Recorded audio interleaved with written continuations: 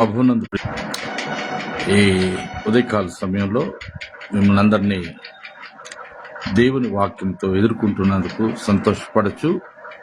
మీ అందరికి కూడా ఈ వర్తమానం వినుటకు ప్రేమపూర్వకమైన ఆహ్వానాన్ని తెలియచేస్తూ ఉన్నాను. పిల్లరా, ఈ క్లుప్త సందేశంలో మనం గ్రహించుకోవాల్సిన విషయం ఏంటంటే, యేసయ్య అతి శీఘ్రంగా రానై ఉన్నాడు అనే విషయాన్ని జ్ఞాపకం చేస్తున్నాను.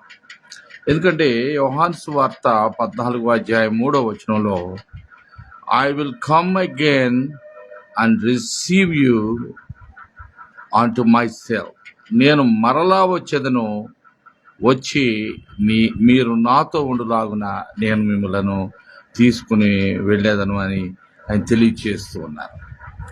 ఎందుకంటే ప్రభు అయిన యేసుక్రీస్తు వారి యొక్క పునరాగమనం అనగా తిరిగి వచ్చుట అనేది అత్యంత ఆవశ్యకమైనటువంటిది. అది ఎంత మాత్రమూ ఆలస్యం చేసేది కాదు. ప్రభువు తాను చెప్పిన రీతిగా తిరిగి రానై ఉన్నారు. అపొస్తలుల కార్యములో మనం చూసినట్లయితే ఆయన యొక్క 4:12 అన్ని నామముల కంటే పైనామము కలిగి ఉన్నవాడు, ఎవరు రక్షణ పొందాలన్నా ఆయన నామంలో తప్ప మరి ఎక్కడ రక్షణ లేదని మనం చూస్తున్నాం. అలాగే ఆమోసు పాత నిబంధన గ్రంథంలో, ప్రవక్త అయిన ఆమోసు యొక్క గ్రంథంలో కూడా 4:12 సేమ్ రెఫరెన్స్. ఆయన ఏం చెప్తున్నారంటే, ప్రిపేర్ టు మీట్ దై గాడ్, నీ దేవునిని ఎదుర్కొనుటకు సిద్ధపడము అని అక్కడ వ్రాయబడినది. మన సిద్ధపాటు ఎలా ఉన్నది? ప్రభువును విశ్వసించి మన సిద్ధపాటులో మనం ఉన్నామా? ప్రభు యొక్క పక్షం వహించి ఆయన పరిశుద్ధమైన పరిచర్య జరిగిస్తూ ఉన్నామా, లేక ఆయన సాక్షులుగా జీవిస్తున్నామా? మన వ్యక్తిగత రక్షణ కొరకు, మన ఆత్మీయ క్షేమాభివృద్ధి కొరకు ఆయనను మాత్రమే నమ్ముకొని ఉన్నామా, లేక మన సొంత శక్తిపైన ఆధారపడి, లేక మరి దేన్నైనా విశ్వసిస్తూ ఉన్నామా?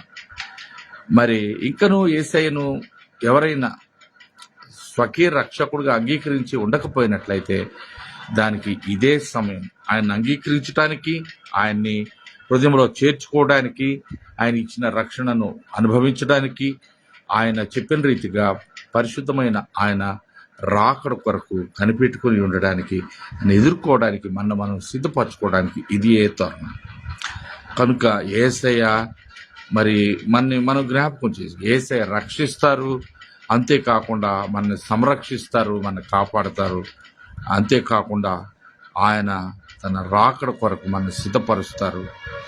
దేవుడు ఈ మాటలు విని ఉన్న మీ హృదయాన్ని పురికొల్పి, మీలో ఎవరైనా రక్షణ పొందని వారు ఉన్నట్లయితే రక్షణ పొందుకు పురికొల్పి ఆయన మిమ్మల్ని సిద్ధపరచుకొనుగాక. మనందరినీ ఆయన ఆశీర్వదించి నడిపించి బలపరచునుగాక. ఈ మాటలు విని ఉన్నందుకు మీకు వందనాలు తెలియజేస్తూ, ఈ మాటలు ఇతరులతో కూడా పంచుకోండి. ఈ యొక్క ఫేస్బుక్ పేజీని ఫాలో చేయండి. ప్రభు చిత్తమైతే మీరు తప్పక మాతో భాగస్వామిగా ఉండి ఈ వర్తమానాలు అనుదినము సంక్షిప్తమైనటువంటి ఈ వర్తమానాలు అనేకులు చేరినట్లు సహాయం చేయండి. దేవుడు మిమ్మల్ని సమృద్ధిగా ఆశీర్వదించి దీవించును గాక. God bless you. Good night.